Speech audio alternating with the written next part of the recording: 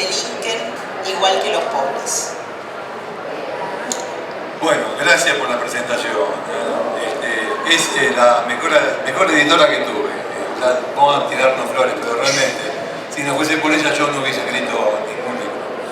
Y mucho menos ponerme a investigar cosas y mucho menos irme hasta el siglo XVII, como hice una vez, si no fuese por la señora que tengo acá a mi derecha.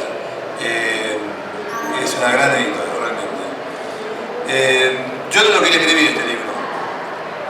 No lo quería escribir. Entonces, cuando ella me dijo, bueno, démosle una vuelta, Crímenes sorprendentes de la historia argentina 1, Crímenes sorprendentes de la historia argentina 2, vamos a dar una vuelta.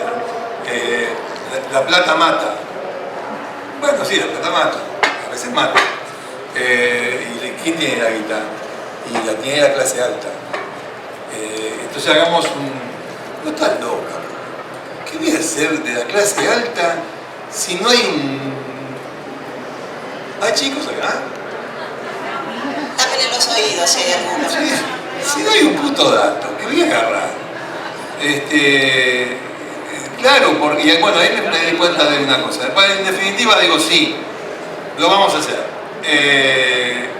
Me encontré con lo de siempre, es decir, hay crímenes en el sentido de crímenes hechos de sangre, hay homicidios, hay asesinatos, hay estafas, pero también hay situaciones que hoy día parecen hasta ridículas. Hay adulterio. Un tipo fue en cana, una anchorena fue en cana por adúltero. Claro, era medio... tenía tanta plata este tipo, tanta plata, pero tanta plata. Un PBI, un PBI alta de moda decir, un PBI. De aquella época. Sí, de aquella época, sí, hágase lo mismo.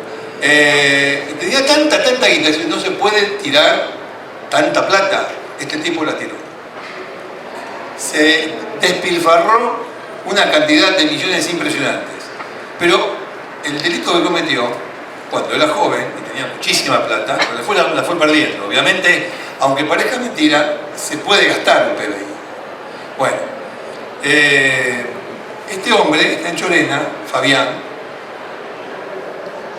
se vio atraído por una mezzosoprano italiana que vino a la Argentina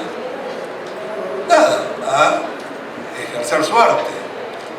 Y estaba tan enloquecido este hombre que se quiso casar con ella. La familia puso el grito en el cielo y ustedes se imaginan una anchorena casándose con una mezzosoprana italiana, que encima era bastante mala. Bastante mala la tana. Era un espectáculo, un vodevil. La familia puso el grito en el cielo. El tipo se casó igual, le puso un revólver en la cabeza al cura y le dijo, casame.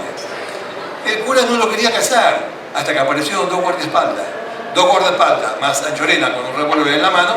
Bueno, te caso. Se armó un escándalo fenomenal. La familia buscó por todos los medios de deshacer ese matrimonio. ¿Y qué hizo Anchorena? Se la llevó a París. Así como quien dice, cambiamos de barrio, vamos de Matarero a Villa Crespo. Este fue de Buenos Aires a París, así nomás. A un palacio, por supuesto, a un palacio. Una familia que tenía propiedades en todo el mundo, especialmente en el mundo occidental. Bueno, ¿qué hizo la familia? Averiguó que esta mezzosoprano estaba casada en Italia y que tenía un hijo. Y cuando le mostraron las pruebas a Anchorena, a Fabián, bueno, ahí se dio cuenta que a veces la cabellera de una mujer tira más que una yunta de bueyes. Me hacen decir cada cosa.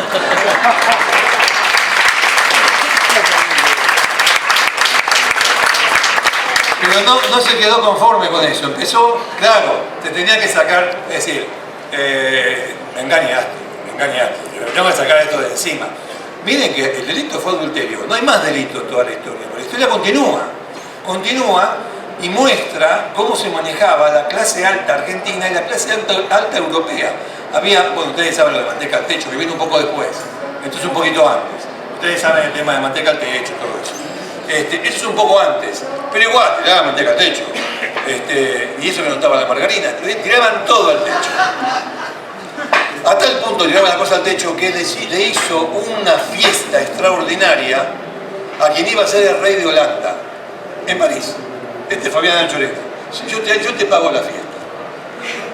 Contrató, obviamente, los mejores cocineros, contrató lo mejor de lo mejor. Hasta contrató a Cora Pearl. Yo inglés no sé. Yo lo voy a repetir. Pero lo voy a repetir en español. ¿Qué haces, Miguel? No te había visto. Miguelito. No va a ser nada. No te había visto, mirá vos. Bueno, estos anteojos multifocales no me dejan ver un joraca. El asunto es este. El tipo contrató. Bueno, ¿qué hace falta en una buena fiesta? Coristas. Iba a decir disjockey. Cortesanas. ¿Cuál era la mejor cortesana de Europa? 1869, 70, por ahí. ¿Cuál era la mejor? Cora Pearl. P-E-A-R-L. No sé cómo cazzo se pronuncia, porque decía un italiano amigo mío que para hablar inglés hay que modificarse la tráquea. Era un tano atorrante. No es así, se puede hablar inglés. Mi hija habla muy bien inglés. Que no está, bueno.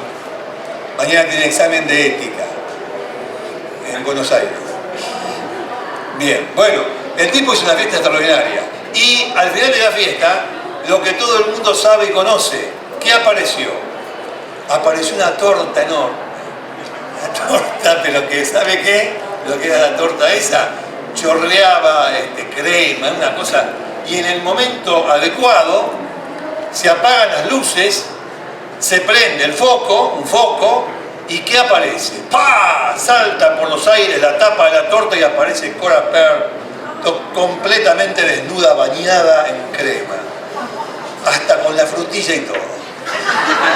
Frutilla, guinda, tenía de todo la mina encima. ¿Qué hace? Bueno, pero eso lo hemos visto en las películas, déjese de embromar. No, ¿qué hace? Le habían preparado una mesa, que era una tabla, y ella se acuesta sobre la mesa. Se acuesta, acá arriba, y ustedes son lo peor que hay, ¿eh? Se acuesta boca arriba, Miguelito, se acuesta boca arriba. Y entonces la cuestión era que los potentados, a ver, había duques, condes, toda la clase nobiliaria de Europa estaba ahí. Empiezan a pasar para, bueno, primero observan. Y después empiezan a comer. Bueno, y ¿saben que no dejaron nada? Pero, cuando todo terminó, quien se llevó a Cora fue Fabián Anchorena. Bueno, no les voy a contar más porque si no le cuento toda la historia. Lo que sí que el capítulo se llama... ¿Cuál era la pregunta tuya? No, me hace siempre lo mismo. Imagínense lo que es trabajar con este hombre. De verdad, es difícil. Acá está, este es. 1879. ¿La plata mata o te hace pródigo? Claro, los pródigos generalmente, esos son los derrochones, los tipos que tienen una compulsión para tirar la plata. Obviamente lo que no tiene, el que no tiene un mango no va a tirar nada. Pero este tipo tenía un PBI. Bueno, los pródigos no terminan muy bien, que digamos, pero se los dejo para ustedes para el final de la historia. Bueno, ¿por qué me preguntaste? Yo te había preguntado si los ricos mueren y matan del mismo modo que los pobres. Sí. No hay diferencia. Puede haber, qué sé yo, situaciones como esta, que no hay delito. Ustedes vieron que no hay delito, a pesar de que el adulterio lo fue durante muchos años. Pero no hay delito. Pero sí, cometen... ¿Qué quiere que le diga? El último capítulo. Yo no le puse nombre a los capítulos, ¿viste? No le puse nombre a los capítulos. El último se llama... Dios mío. Párate. Te amo, acá está, acá está. Te amo, te odio, dame más. ¿Por qué se agarra la cara, señora? Te amo, te odio, dame más. ¿De qué? ¿Eh? No, el tema es el amor. ¿Por qué siempre lo llevan para el lado de la guita? Acá el tema es el amor. Entonces, te amo, pero te odio, dame más. ¿De qué cazzo te doy más? Bueno, eso terminó muy mal y tiene que ver, si le digo el nombre lo van a sacar enseguida, pero bueno, es una historia que está contada en el libro, es el último capítulo, la muerte del gobernador Soria.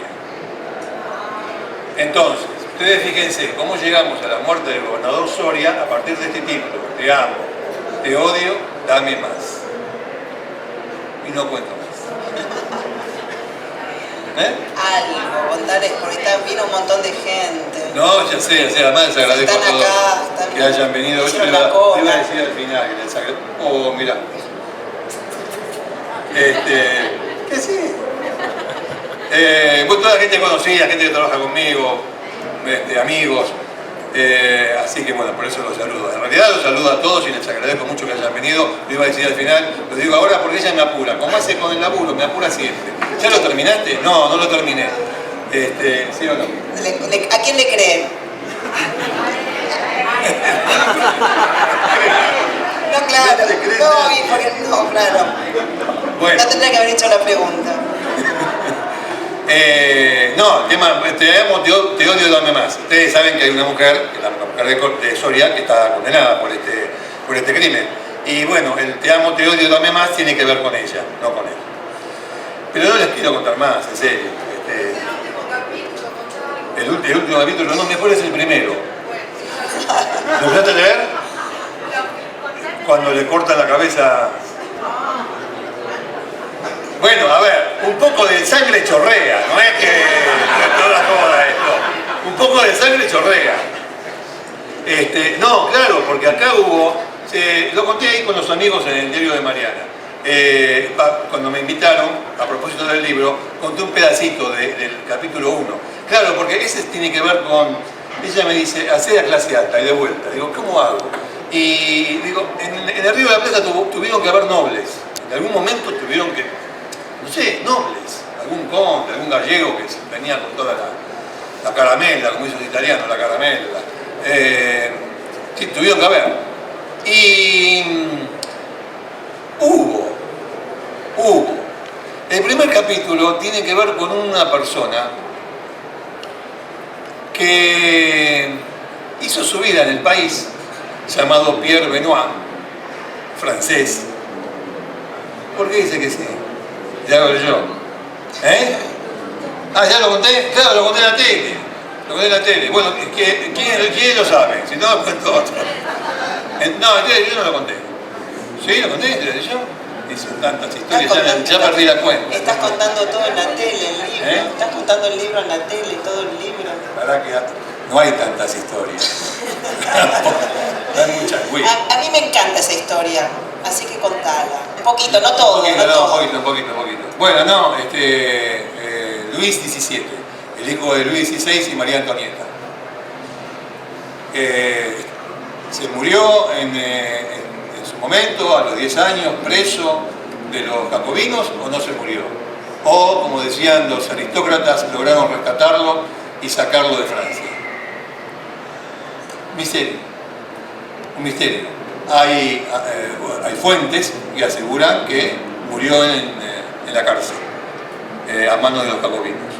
Y hay otras fuentes que dicen que no, que lo lograron sacar, y de ese punto pasan casi 30 años. Y aparece en el Río de la Plata un marinero francés, que se quiere alistar. Y se llama, ¿cómo se llama usted? Pierre Benoit. Sus padres, y mis padres sí son campesinos, pero no da mucha certeza sobre los padres. En definitiva, el tipo no da certeza sobre casi nada. Entonces, nada, lo toman como marinero. El asunto es que a Pierre Benoit Hace una vida aquí en Argentina, hace plata en Argentina, se hace hacendado en Argentina, y un día lo matan. Lo matan de una manera muy particular. El tipo tenía una enfermedad, estaba impedido, estaba en la cama, y un día llega a su casa un francés que quiere hablar con él. Ya el hombre, arriba de 40 años, quiere hablar con él. Un médico francés. La mujer de Benoit lo hace pasar, va hasta la habitación, al dormitorio. De lo que se sabe es que hablaron en francés entre ellos. ¿Qué hablaron? No se sabe. El asunto es que cuando este médico francés que lo fue a visitar, que salió de la nada, sale de la habitación, le dice a la mujer: vaya y haga preparar el boticario esta medicina. Le va a servir, le va a aliviar los dolores. Bueno, la mujer va y lo hace, el tipo se la pica. Va y lo hace. Vuelve, le da los remedios. Pierre Benoit murió envenenado. ¿Era quién? Un enviado de los jacobinos, de los revolucionarios. Habían pasado muchos años. ¿Era Pierre Benoit Luis XVII y vivió en la Argentina? La historia o el misterio se resuelve con un corazón. Un corazón que habló después de más de 100 años, casi 150 años. Un corazón habló, en la época moderna ahora, y resolvió el misterio, que obviamente no se los voy a contar. ¿Vieron cómo es? Eso le pasa por creer más en él que en mí. Bueno, hay otro que si digo me encanta, queda mal. Pero, y voy a decir por qué ese caso me gustó mucho leerlo en este libro. Porque en esa etapa en que Ricardo ya se había ido del diario en el que trabajábamos, pero yo me había quedado y trabajaba en la revista de ese diario. Y como pasaba cuando él escribía, que todos íbamos a leer los casos más resonantes en las interpretaciones que hacía Ricardo Canaletti. Cuando pasa la tele, ya no teníamos esas lecturas, pero lo teníamos en vivo y en directo. En esa época se habían puesto pantallas en las redacciones, que para no impedir el trabajo, uno tiene que concentrarse y escribir, estaban sin sonido. Y en el momento en que Ricardo hablaba, me acuerdo que todos corríamos a la pantalla, subíamos el volumen para ver qué decía. Qué exagerada. Es verdad. Es cierto que acá no puedo preguntar si me creen porque ya me dijeron que no. Pero esto es absolutamente cierto. Y me acuerdo de muy puntualmente que seguíamos minuto a minuto las apariciones de Ricardo en la televisión, porque era el caso Dalmazo. Si le pido yo que cuente algo, me va a decir que no. Por ahí, si se lo piden ustedes, tienen más suerte.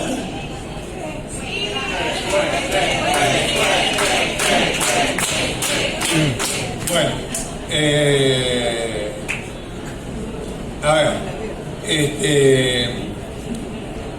todo empezó un viernes de la noche, cuando se fue a comer con sus amigas. Pero en realidad ella llegó al restaurante, le habían dicho, y en el restaurante no había nadie. Que esto, que lo otro, alguien, no se sabe quién, había cancelado la reserva. Para aquel entonces, año 2006, el marido no estaba en Río Cuarto. Estoy dando, por supuesto, muchas cosas porque supongo, para la reiteración, que ustedes lo medular del caso ya lo saben. Entonces, no se sabe quién fue el que canceló la reserva. Pero igualmente las amigas, ella se comunica, las amigas se encuentran. Y después, casi a la madrugada, o a la madrugada ya, se despide. La señora Dalmazo aparece muerta el domingo 27 de noviembre del año 2006. Se supone que la mataron el 26, el sábado. Sobre la data de la muerte hay más de 2 versiones. Pero bueno, digamos que fue el 26 de noviembre del año 2006. ¿Quién la mató? Es evidente, ¿no? Lo que pasa es que la encuentran de una manera muy particular. La encuentran desnuda, en la cama, con signos de evidencia de haber tenido sexo. Según dice la interpretación de la autopsia, sexo fogoso. Sexo fogoso. Tenía una marca, Sexo fogoso es y dale que va. No hubo violaciones. Sexo fogoso. Me trajiste a la nena, tapale los oídos, me di cuenta. Qué cosa seria, no se puede contar esto por un pibe acá. Bueno, a ver cómo hago.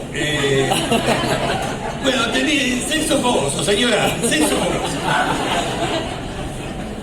Fuego.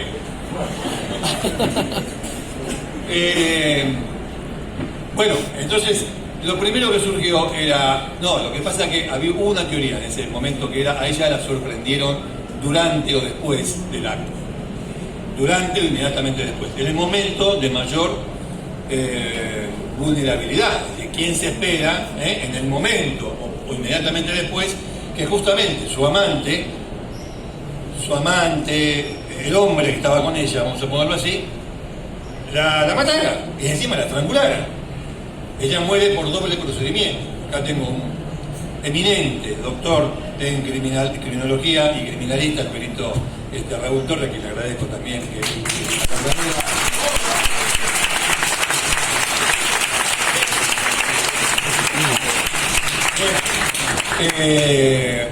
por un doble procedimiento que fue con el cinturón de la bata a lazo, se le llama lazo, pero también el animal le puso la mano sobre la boca, así. O sea, con una mano sobre la boca y con la otra tirada. Una muerte espantosa. Una muerte espantosa. Me fui a la miércoles, dejé el micrófono acá. Bueno, en fin. No, una muerte espantosa, realmente.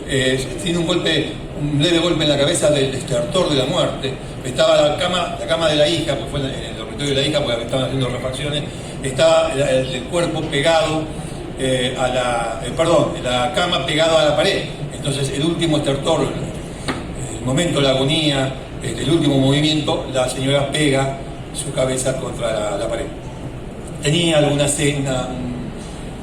marcas debajo de uno de los pechos que algunos interpretaron como mordidas de sexo fogoso. Bueno, en fin. Entonces, bueno, fantástico. Si esto fue así, después las amigas, fue a su casa y tuvo relaciones sexuales. El marido, ¿dónde está? En Uruguay. Estaba en Uruguay.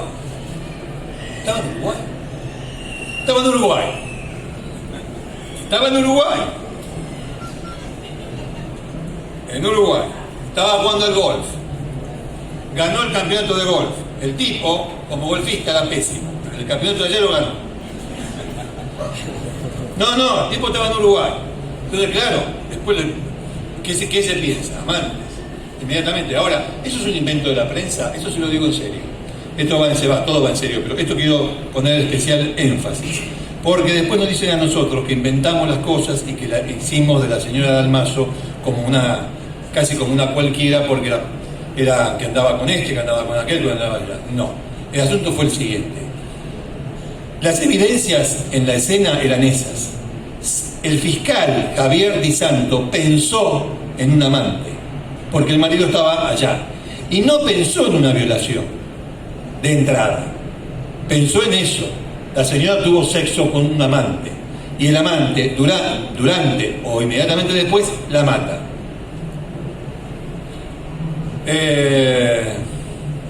Apareció un tipo que era un funcionario del Ministerio de Seguridad de Córdoba, diciendo, fue a la fiscalía, diciendo, buenas, yo soy fulano de tal. Bueno, ¿y? Yo no soy amante. Querido, ¿quién te preguntó algo? Es que quedó pegado el tipo, quedó pegado hasta que después, por el examen de ADN dio que no tenía nada que ver. Pero el asunto de los amantes nació de ahí, nace de la fiscalía, no nace de los periodistas. No nace de los periodistas. Y bueno, claro, que hubo periodistas que después, yo hago el mea culpa, hay gente que hace unos días no hizo nada. Yo hago el mea culpa. Hubo periodistas que lo agrandaron y dijeron que las mujeres de clase alta de Río Cuarto, cuando no estaban los maridos, jugaban al jarrón. ¿Saben cómo es jarrón? Sí. ¿No? Todo el mundo juega acá eso. Estaban todas ahí, ¿no? Estaban con sus amantes, chupan y qué sé yo. Entonces, bueno, ¿quién se va con quién? Entonces los tipos van al jarrón y dejan la llave de su auto. Después van las mujeres. Uy, el bebé tuyo, vamos. Eso es mentira. Nunca se probó. Pero acá hubo periodistas que lo dijeron. Y que además lo escenificaron. No fue así.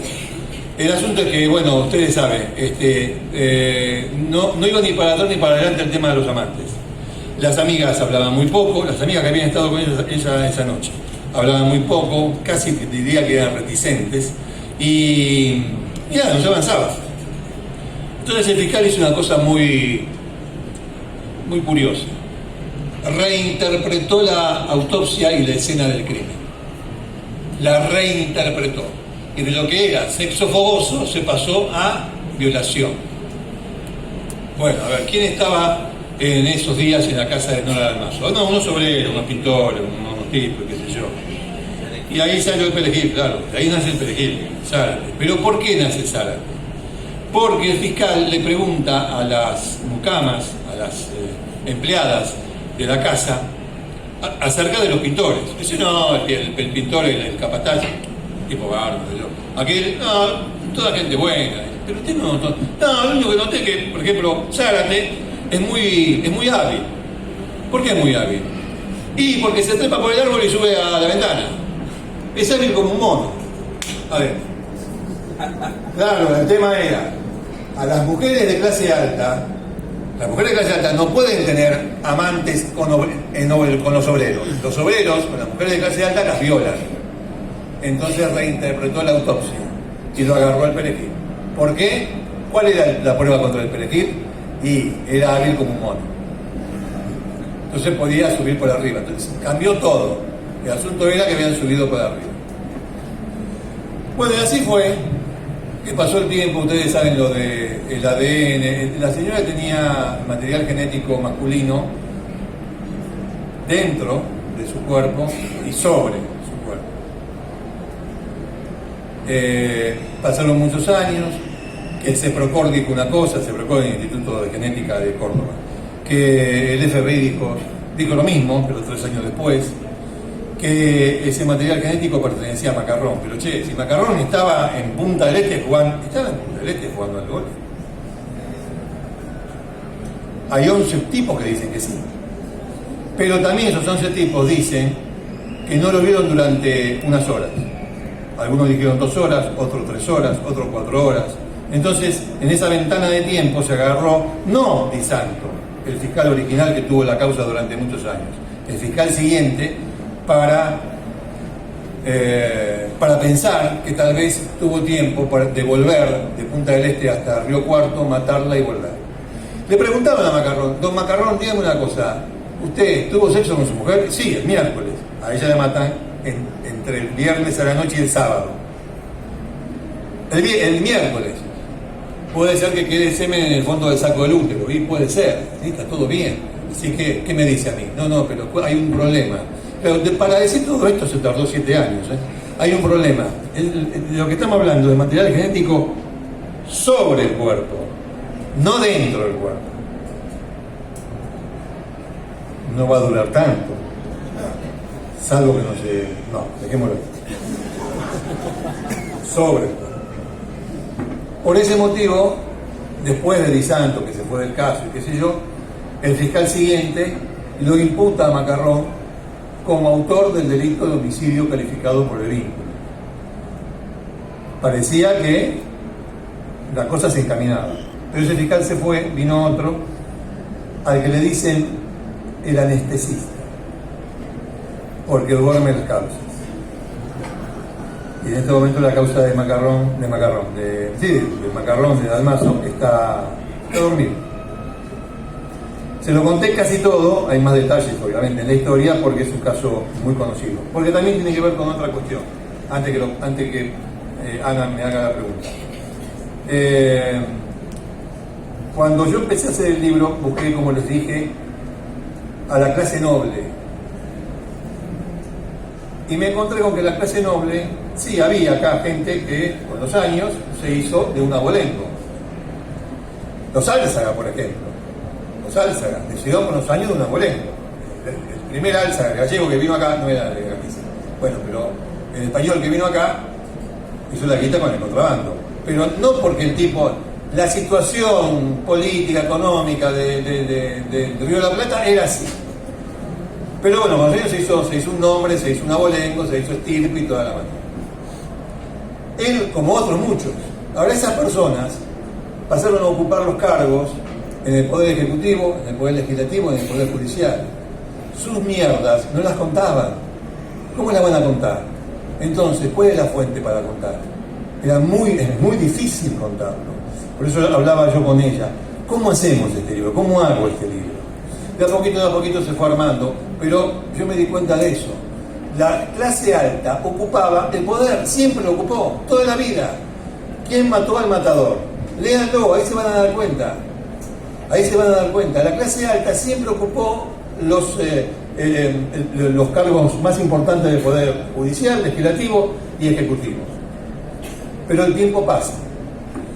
El tiempo pasó. Hubo una evolución natural de las cosas. Y de abolengo se pasó. Dora Dalmazo está acá porque pertenecía a la clase alta de Río Cuarto. ¿Pero por qué? Porque tenía plata. Tenía guita. Y es María Marta García Belsunce. ¿Cómo se llama el capítulo de María Marta García Belsunce? ¿Cómo se llama? El araña.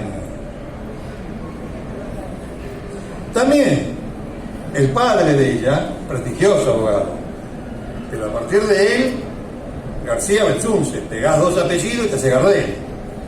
Encima tenés plata. Eso es lo que me di cuenta también, ¿no? De cómo fue cambiando la composición de la clase alta en el Río de la Plata de aquellos que se hicieron de una estirpe a lo que pasa actualmente. Tienen guita. Una pregunta, tengo una y después por ahí le podemos abrir el micrófono a los asistentes. ¿En algún momento se hizo más fácil la investigación periodística, la investigación judicial, policial, de los casos de la clase alta? Quiero decir, esto que al comienzo era abolengo, pero después era solo plata o guita, como decís vos, hizo que de algún modo, no sé, la justicia también los alcanzara. Con el tiempo sí. Con el tiempo sí, hasta una Blaquier fue presa por estupefacientes, tenencia de estupefacientes de hace unos años. Con el tiempo sí, pero ¿cuánto llevó? 150 años. Llevó mucho tiempo. Porque entre ellos no hay nada. Ustedes fíjense otra cosa, que es muy interesante para discutir, cuando hablan de leyes, vamos a hacer más duras las leyes y qué sé yo, todas las manos. Fíjense una cosa muy importante, o para mí interesante además. Los hechos de sangre son los que tienen mayor pena. Los hechos de corrupción son los que tienen menor pena. Porque la gente de plata, a ver, en el Congreso no se van a poner una pena de 15 años para la malversación de fondos. No. Las cárceles de Argentina, en un 80 y pico % o más, están llenas de tipos. No lo estoy defendiendo con esto, no malinterpreten las cosas. El 85% o más o menos de la gente que está presa son pobres y analfabetos. No los estoy defendiendo, pero sobre ellos recae el Código Penal. Cuesta un Perú llevar una causa contra gente ligada al poder. De ahora, de antes y de más atrás. No es cuestión de ningún gobierno en particular, siempre fue igual. Por eso el desprestigio de la justicia federal es ancestral. Pero cuesta muchísimo. Entonces, hay un destacado jurista argentino que dice: el Código Penal se aplica en un 1% para la clase baja. La gente que está en el Congreso, bueno, ahora se abrió, ahora es distinto, ahora hay acceso, es decir, el hijo del zapatero puede llegar, le cuesta, pero puede llegar a un cargo a una diputación o cosa por el estilo, pero normalmente los delitos que cometían ellos tenían la menor pena, y anda a probarlos. ¿Contesté? Yo creo que contestó, sí. Ahora sí, la última, juro que la última. Yo ya dije cuáles eran los casos que más me había gustado leer en este libro. ¿A vos cuál te gustó?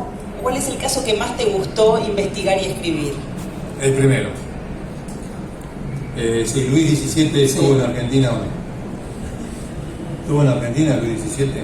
¿El delfín de Francia? ¿O no?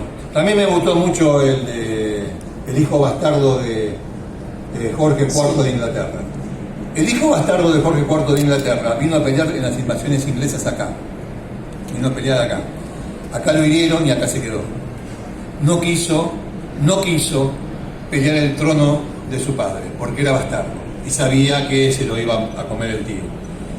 Pero estuvo acá y vivió acá. Y tenía negocios en Buenos Aires y en Montevideo. Es una gran historia la del el hijo bastardo de Jorge IV de Inglaterra.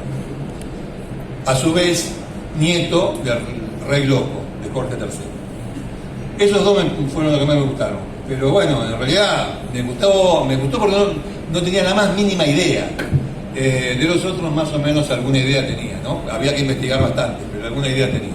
Pero esos dos fueron los que más me gustaron. ¿Te parece que les...? Sí, por favor. ¿Quién quiere hacer alguna pregunta? Bueno, ahí empieza. Bueno, excelente, como siempre, un placer, una delicia escucharte, Ricardo.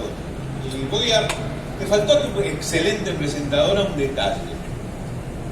Resumir lo que vos es que ponés pasión en lo que haces. Nos faltó la palabra pasión. Es verdad. Entonces, mi pregunta es muy simple, Ricardo.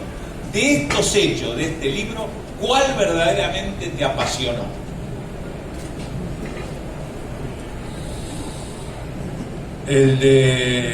Hablando de pasión, vamos a separar. Me gustaron mucho esos dos que dije antes, pero el que me apasionó fue el de Fabián Anchorena. El que no es delito. Porque la vida de ese tipo es apasionante, fue apasionante. Sí, me apasionó el de Fabián Anchorena.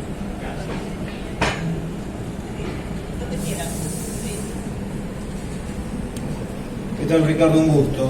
¿Qué tal? Antes le quería aclarar a la editora, no se sienta menospreciada, pero si no le creemos a él, no lo miramos directamente. Un periodista que no le queremos, no lo podemos mirar.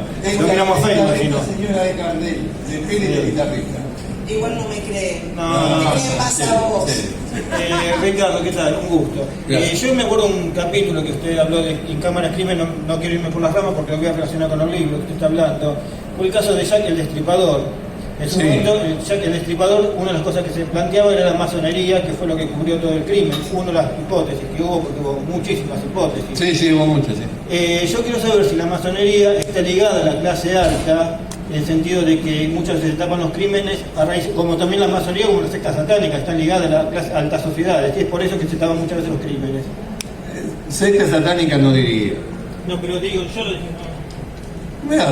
No es ningún descubrimiento que muchos masones pertenecen a la clase alta o que en la clase alta hay muchos masones, no es nada de otro mundo. Ahora que hayan tenido que ver con crímenes,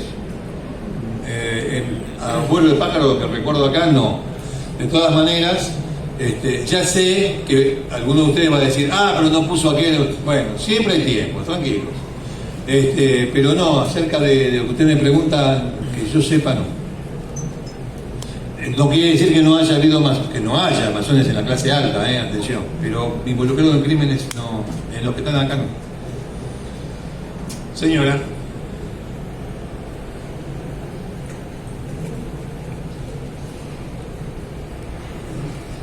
tardes, Ricardo. Mi Hola, ¿qué consulta tal? es la siguiente. Como Sí. colega tuya, quería saber, ya que muy bien explicaste los casos de Martínez de Álzaga y más antiguos, no hay una fuente policial por ahí tan vasta como la que podemos encontrar hoy en día. ¿Qué fuentes has utilizado para los casos más antiguos? ¿A qué archivo? ¿A qué has recurrido? El archivo del Senado es muy bueno. Las hemerotecas son muy buenas. Ahí llega un punto en el cual los diarios son una fuente de información invalorable, sobre todo en los casos más antiguos. La documentación, lo que he escribido en otros autores también. Bueno, en fin, nos manejamos de esa manera, o me he manejado de esa manera. Tratando de entrecruzar, porque incluso hay versiones contrapuestas, no solamente en los casos modernos, actuales, sino también en aquellos. Y sí, hay fuentes contrapuestas. Yo elegí siempre las más verosímiles. Y esas son, es verdad, son las más difíciles, las que llevan más tiempo. Pues hay un datito ahí, otro datito en aquella biblioteca, otro datito tener que conseguir tal revista o el diario, qué sé yo, el Nacional, que lo llamaba, el del siglo pasado. Bueno, de esa manera. Pero además, perdón que me meta, sos un gran lector en general de historia y de casos policiales, porque hay mucha información en los casos que no tiene que ver únicamente con lo que podés sacar de las bibliotecas. Yo creo que una historia no se entiende si no se conoce el contexto. Conocer el contexto, conocer la historia. Y a mí me gusta mucho la historia y trato de transmitirla. En una palabra, sí, hubo un crimen y le clavó una puñalada. Pero si yo me quedo con eso, no vale la pena. No le estaría dando nada a ustedes. Sería más de lo mismo si yo me quedo con eso. Pero si el crimen en sí mismo, vamos a suponer que es un hecho de sangre, el crimen en sí mismo está en un contexto sociopolítico que lo hace entendible, no justificable, entendible, todos ganamos, porque todos sabemos, incorporamos conocimiento acerca de nuestra historia. Por ahí se ha escrito, ella lo ha escrito, esta es una manera de ver la historia desde el lado B. Yo concuerdo absolutamente con eso. Este es un libro que tiene historia, que tiene periodismo, un poquitito de literatura, tampoco. Mucho. Pero es un libro de historia y es un libro periodístico. Los recuadros son tan importantes como el texto central, porque ayudan a entender un montón de cosas. Y yo leo esto, y o los otros, el Crímenes Sorprendentes 1 y el 2, y estoy leyendo la historia argentina, desde un lugar que nadie hubiese imaginado, desde los crímenes, desde el delito. Porque tiene que ver con yo le diría, este es el que más se acerca a los libros de historias tradicionales, porque se está hablando acá hay historia con senadores, hay historia, bueno, de hecho con personas de mucho poder, del legislativo, del judicial, del ejecutivo, pero y los otros dos me muestran a mí, me mostraron, los veo a los tres, me mostraron cómo fue la vida cotidiana del argentino común, el argentino medio, el argentino pobre, o de clase media, o de clase media alta, de nosotros, de las políticas que nos aplicaron, de las que resistimos y de las que no resistimos y las naturalizamos. Me muestran un montón de cosas, con un delito. A partir de ese delito puedo construir una historia.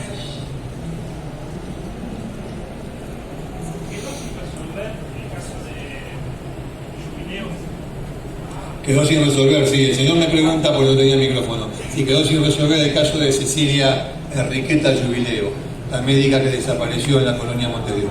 Sí, quedó sin resolver. Nunca se supo. Hubo muchas hipótesis, muchísimas hipótesis. Hay una que es muy graciosa. Perdón, no, pero ustedes saben que, como dice, no sé quién fue que dijo alguna vez, que con el tiempo el crimen más atroz se convierte en parodia. Bueno, ustedes saben que en un momento la policía llevó, me río por el hecho, no porque lo haya llevado, porque en definitiva, nada, llevó a una vidente. Ustedes saben que llevaron a una vidente ahí, y pues, el asesino no aparecía por ningún lado, y resulta ser que todo lo han separado. Y resulta ser que la vidente se me pega el pantalón a las medias, perdón, Sí, no, el otro día pasó lo mismo al Tato Ian y nos cagamos todos de risa. Claro, pues apareció con los pantalones por la rodilla. Bueno, no, se llevaron a una vidente. Miguelito llevó una vidente y la vidente entra en la colonia y empieza a caminar. Todos los periodistas estaban atrás, los periodistas y la cana estaban atrás, estaban todos atrás, y empieza a caminar. Y va por un lado, va por el otro, y se detiene, y pone cara. Y lo ve como yo lo veo al Señor. Hasta que se sale de las instalaciones, atención, habían reformado parte de la colonia, el director de aquel entonces, Sánchez, mandó tirar una parte de donde descansaban los médicos, de hecho Jubileo, y la reformó, digo yo. Bueno, sale y empieza a mirar el cielo. En realidad no miraba el cielo, miraba el tanque de agua. Está vivo. Hay un ser vivo. En el tanque de agua hay un ser vivo. Se cagaban todos en la pata, como un ser vivo en el tanque de agua. Y entonces, bueno, frente a eso, ¿quién me llama a esta hora? Dios me libre y guarde. Bueno, hay un ser vivo, ese es el tema, no está vivo ni nada. Hay un ser vivo. Percibo vida. Los tipos todos cagaron la pata. Y bueno, suban, le dicen, los policías, la policía, suban. Le da 2 canas, subí, a ver qué hay en el tanque de agua. Y suben los canas, sube uno y atrás sube el otro. Y el primero que llega, ve así, ¡para puta madre! Dice, ¿qué pasa? No, que está lleno de agua, boludo, bueno, hay que desagotar. Y desagota el tanque de agua, y en ese momento, ¿qué aparece? Aparece un ser, pero que se había ahogado. ¿Era Jubileo? No, era un gato. Se contó, yo no sé, en su época se contó que había pasado eso, pero que, no, esto dicho incluso por Parrilli, Marcelo Parrilli, que todavía es el abogado de la, bueno, ya todavía está recontra archivada esa causa, pero fue abogado de la familia Jubileo. Parrilli dijo, sí, efectivamente, fue una vidente, qué sé yo, y ¿saben una cosa? A esa vidente la encontró, fue en la televisión, estuvo en la televisión y todo, a esa vidente la encontró Franco Salomone. ¿Lo ubican a Franco Salomone? La encontró Franco Salomone. ¿Cómo? No sé. Pero le dijo a su producción, mirá, en tal lado hay una señora que hace, nada, tira las cartas o adivina el futuro, qué sé yo.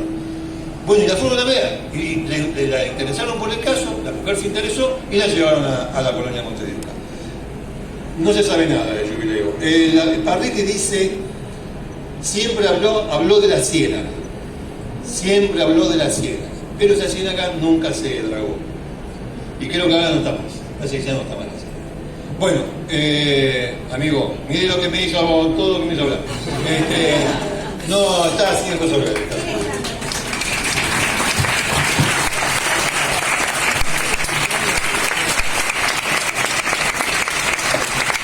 Como sé que no me creen, no les voy a decir que es así de interesante y divertido trabajar con este señor cada uno de los libros que ustedes después leen y ahora en unos minutos les va a firmar.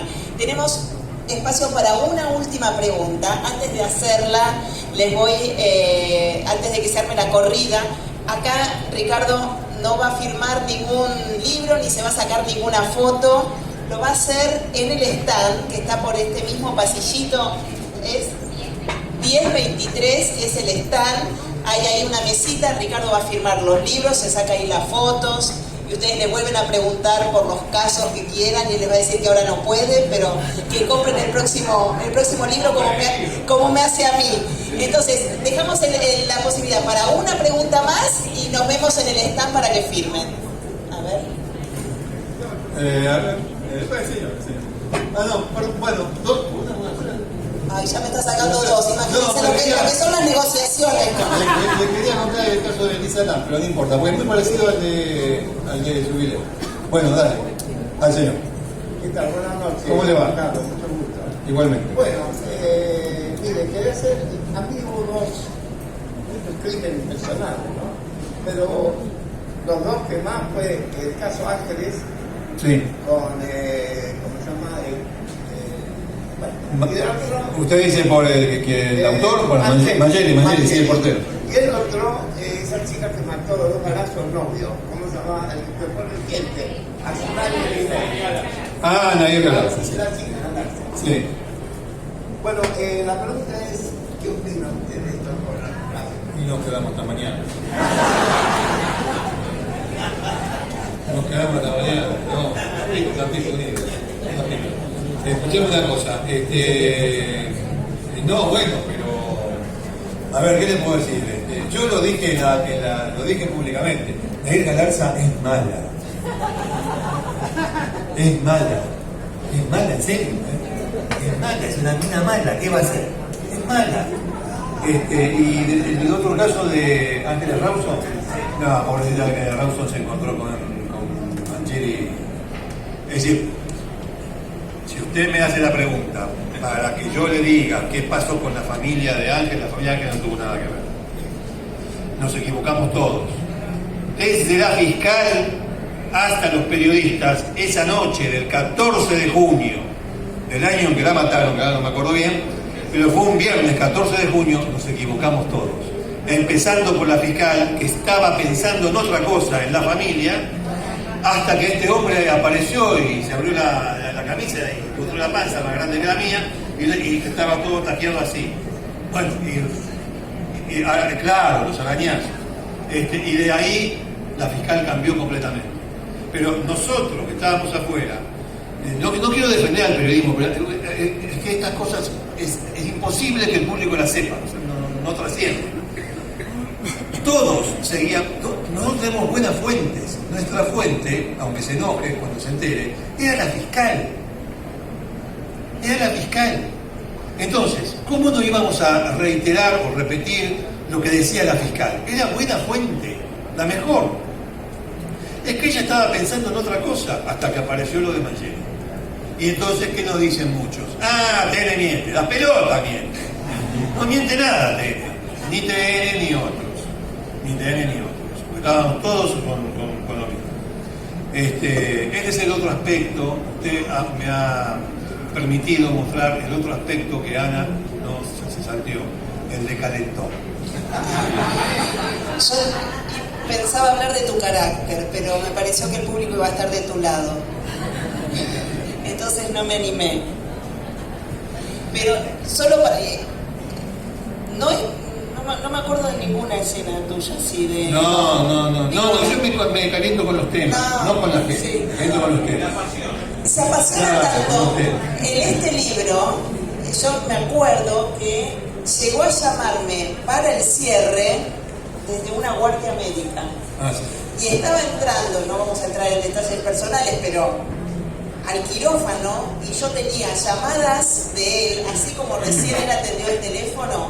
Bueno, yo decía, ¿pero qué haces acá? Entra al quirófano, después hablamos del libro. No, hasta el último minuto estaba atento a lo que estaba escribiendo, a lo que estábamos por publicar.